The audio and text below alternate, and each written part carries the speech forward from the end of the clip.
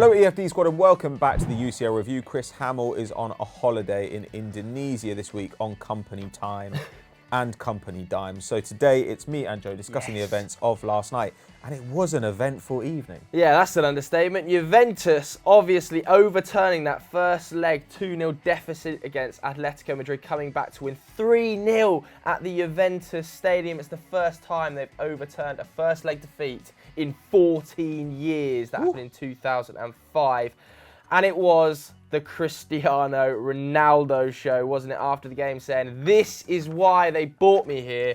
And he's definitely right. What a player. What a Champions League performer. Yeah. He really turns up in this competition because obviously netting a hat-trick last night, but that was his 8th in the Champions League. 8 Champions League hat-tricks, obviously on the night. Scored 2 amazing headers.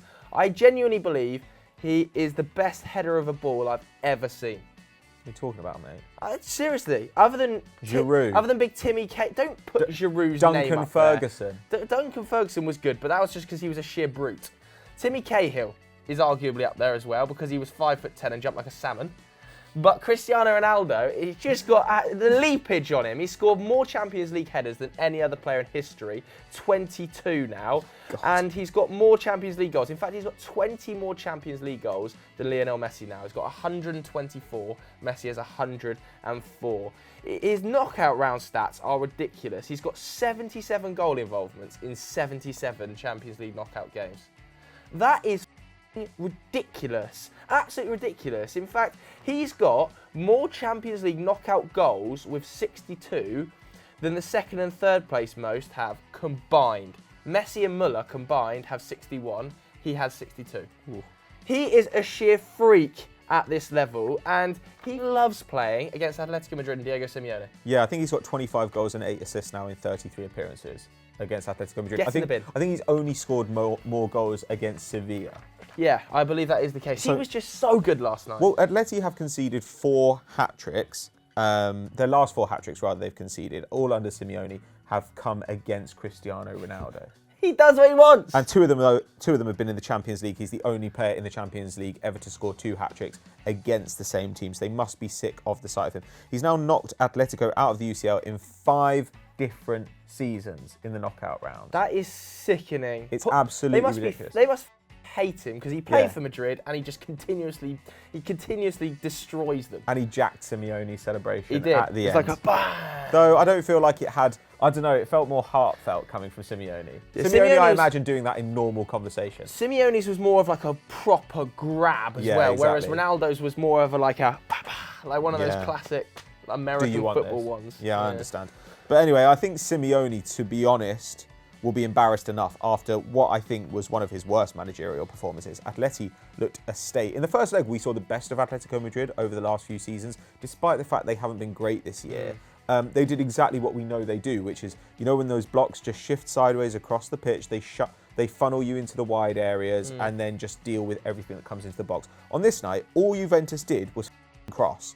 It was like Burnley, but it constantly worked, so there was no need for them to change. They just spooled in crosses constantly. And I mean, I don't know, I did feel like maybe Bernardeschi could have been sent off. He got yellowed, and then I felt there were another couple of tactical fouls he made after it that he got away with. But he was excellent though, man, Bernardeschi. Well, also, I'm not sure it would have changed the result. Like that right wing, Bernardeschi and Cancelo, who was outrageous. Yeah. Like, they couldn't do anything. But I thought Allegri, on the flip side of Simeone, got it spot on. I think he knew they were going to get funneled into wide areas, so he employed Ronaldo and Mandzukic, 2 of the biggest aerial threats in Europe, to go up there and go, okay, we're going to battle with Godin. Yeah. And Ronaldo does not lose headers. If you're jumping statically, I don't care what defender you are in world football, he will outleap you. Yeah. The second goal, that is nearly one of the best saves in Champions League history, by the way, by Oblak. In fact, at the time, I thought it was. Yeah, me too. That standing leap, he's about 15 foot off the ground.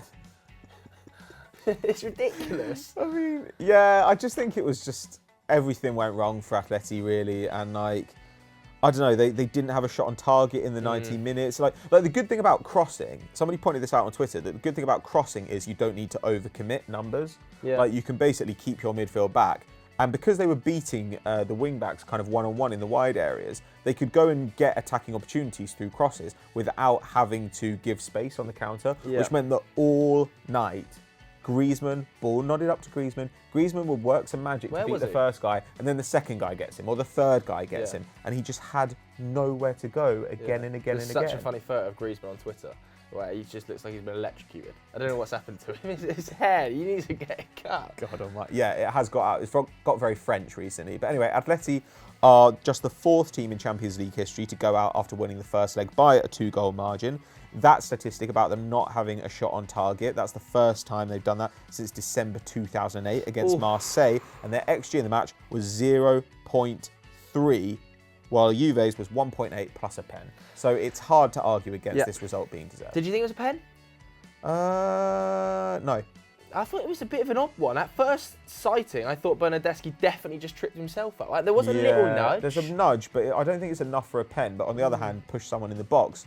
If they get a pen, you've got no one to blame but yourself, really. Yeah, I kind of agree. Did you guys at home think it was a penalty? You can vote up in the poll there. And just start discussing Cristiano Ronaldo in the comments below, because last night was just... He's just a freak, isn't he? Moving on to last night's other game, which was ugly, I think it's fair to say. Man City versus Schalke, Pato. Yeah, Man City beat Schalke by the traditional Bayern Munich Arsenal aggregate score, 10-2. They battered them 7-0 at the Etihad. And it means that there will be at least 3 English teams in the quarterfinals of the Champions League for the first time since 2010-11. That's the calibre of manager. That's because the calibre of the manager in the Premier League is the best in the world right now. Yeah, definitely true. And I mean, you saw the depth of the squad in this game. Aguero got 2, Sané, Sterling, Bernardo Silva, Foden, and Jesus got all the others. Aguero's now got 58 goals in European competitions. That passes Eusebio. It makes him one of the top 12 scorers in the history of European tournaments. Crazy. But he wasn't even City's best player on the night. That was Leroy Sané. Against his former club, the 23-year-old scored and assisted 3, which brings him to 8 goal involvements in 388 Champions League minutes this season. Oh my God. I looked at his numbers, and across the league and Champions League, he's contributed to 25 goals already. Yeah. One every 77 minutes. How much longer do you think City can keep hold of him if they don't start him every game soon? I think Real Madrid should bid for him. You've said this to me in the office before. I think it would be an amazing He should start every minute for a club. And like, I know he gets plenty of minutes. I think he's like the 11th most used player or something like that in the City squad. But I think that he needs to be starting more. And I mean, I understand why not. Like, Sterling has now got 9 goals and assists in his last 4 starts at the Etihad. Not bad. Bernardo Silva is having a fantastic season and is much more defensively aware. Riyad Mahrez, their all-time, record signing. He's a bench player. So I do understand why Sané is not necessarily a nailed-on starter, but when you see the talent in the guy, it's hard not to want to watch him every week. Yeah, I totally agree. Pep must be rubbing his hands, and rightly so, He's made the quarterfinals in 9 out of his last 10 seasons as a coach. He is flying along, and he did it in style. Only once previously has a team won by a bigger margin in the Champions League knockout stages. That was Bayern Munich beating Sporting 12-1. That's an embarrassing result. Oof. Honestly, Sporting lucky to be involved in the competition going forward from that moment. They should have had their right to a vote. It's a joke. Schalke, you're lucky as well, quite frankly. You should be banned for 5 years. You cannot ship 10 goals in the Champions League round of 16. It's absolutely outrageous. But they're a state, mate. They're terrible. I don't care. Why have they not sacked Tedesco? He's got to go. Okay, why? How can they have that big of a fall off? Where did they finish last season? They finished second. And now they're what, 12? Yeah, but they're 14th. 14th? Out of 18. That's enough. I'd say they were lucky to finish second last season. They're boring. Yeah, I get that they're lucky to finish last season. They're so boring. They're so defensive. But you can't drop 12 places and then concede 10 against City and hope to keep a job. They've got Leipzig up next. I think he'll probably go there. I mean, in this one, they had 2 shots. Ooh. Across 2 legs, their expected goals was 0.2. Plus 2 pens. Yeah, well, I mean, which were pens? Yeah, which were questionable pens in the first place, weren't they? City, 4.8 plus a pen. Oh. So, really, I mean, City running pretty hot in this one. Some of the finishing was expert, but they still had other chances last night.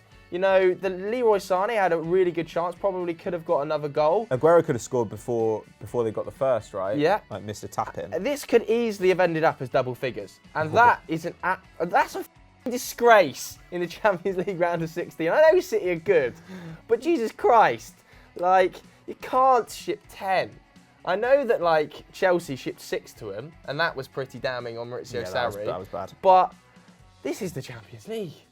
That's rude. What are Schalke doing in the knockout stages? Yeah, they have no right to be here. How did that happen? They have no fucking right to be here. God, they really don't.